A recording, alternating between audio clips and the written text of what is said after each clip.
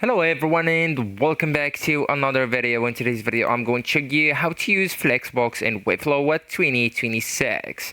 So actually guys, at first you will need just to open the Webflow designer, and to do that you will need to go with the dashboard and locate the project that you want to work on. Okay, then just click on open in Webflow, so that way we will be forwarded into the Webflow designer.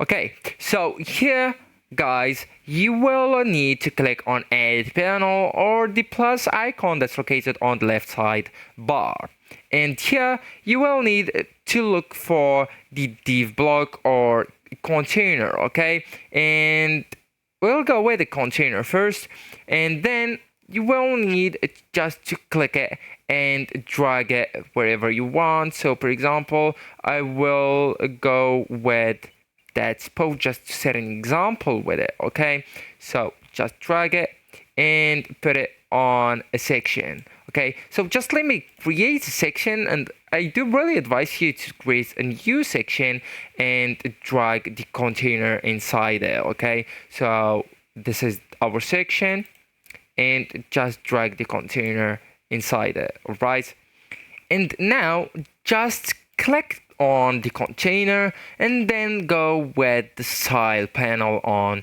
the right side of the page, and here on the layout put the display into the flex. Okay, so just choose flex right here, and that makes the div a flex container, allowing you to align and distribute child elements easily. Okay, so here on the side panel, the flex layout settings, okay, that's horizontal direction, that means it's children side by side.